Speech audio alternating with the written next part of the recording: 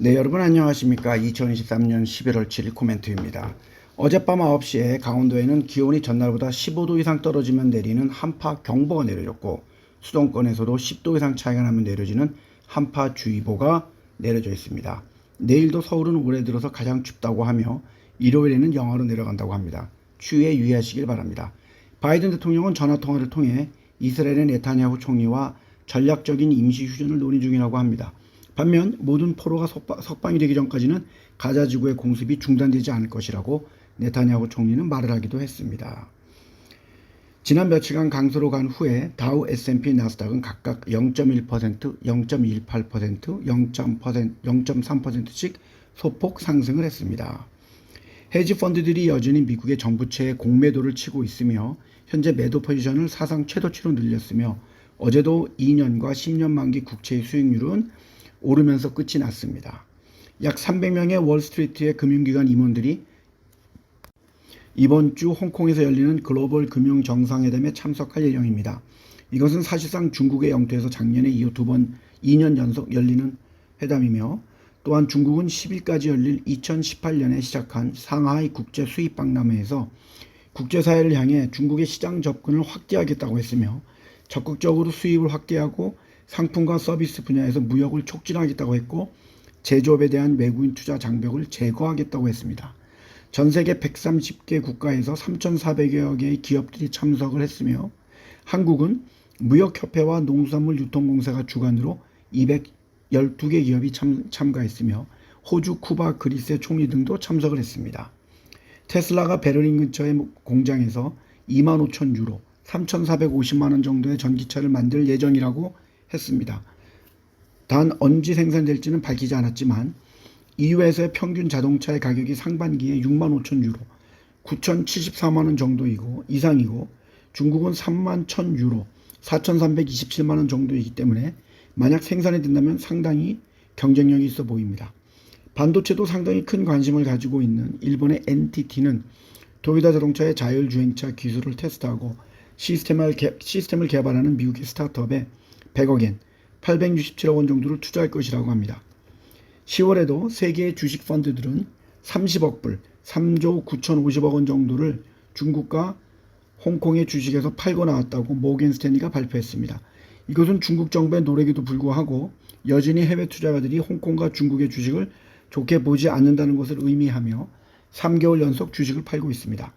오늘 호주는 4번에 걸쳐서 금리 인상을 동결한 후에 처음으로 금리를 12년 이래 최고치인 4.35%까지 올릴 것으로 보이며, 인플레가 여전히 높고 서비스 요금도 많이 오른다고 합니다.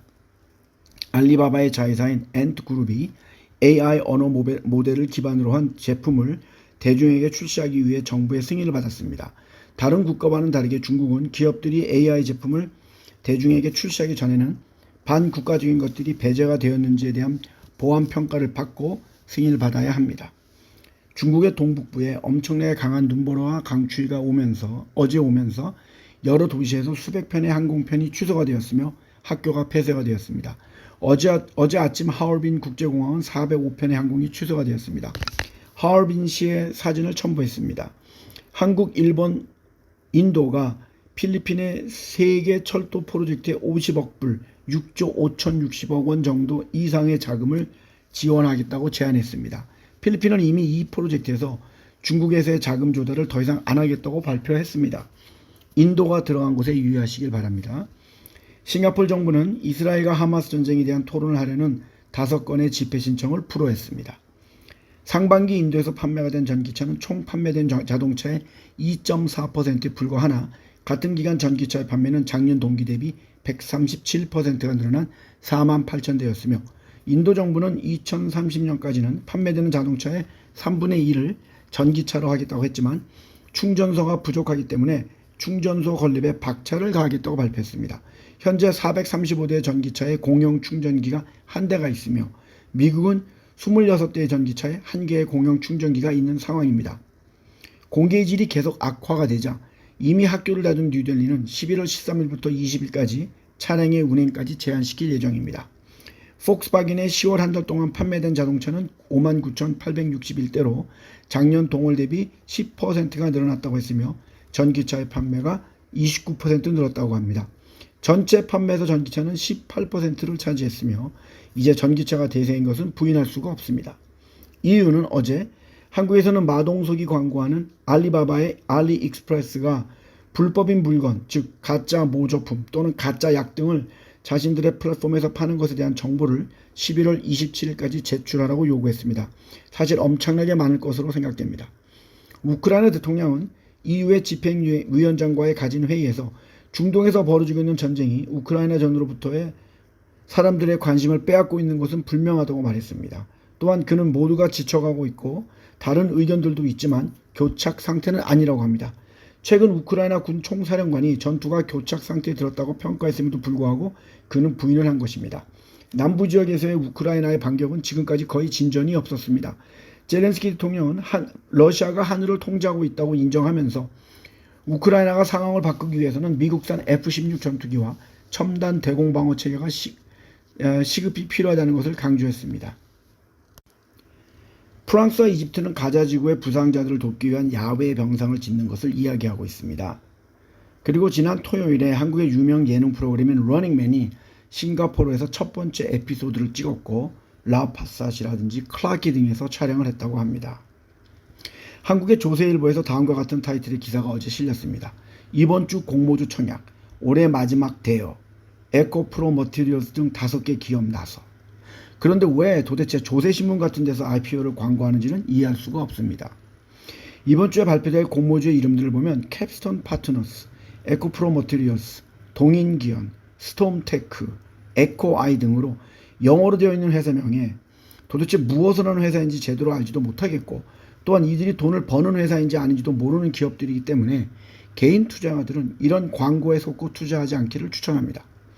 LG U+가 아파트 천장에서 내려오는 충전기로 전기차 충전 시장을 선점하려고 합니다. 이들은 내년에 한화에서 짓는 아파트에 충전기를 상용화할 계획이라고 발표했습니다. 한국 시간 10시 15분 현재 지수는 2.14% 하락을 하고 있으며 삼성전자, 보통주와 우선주가 약간 하락을 하고 있지만 카카오, 네이버는 2% 이상 하락을 하고 있으며 하이브를 보유한 넷마블이 약 6%의 주식을 블록딜 방식으로 매도한다고 발표하자 하이브가 4.18% 하락을 하고 있고 삼성증권과 키움증권은 각각 2.95%와 2.51%씩 하락을 하고 있습니다.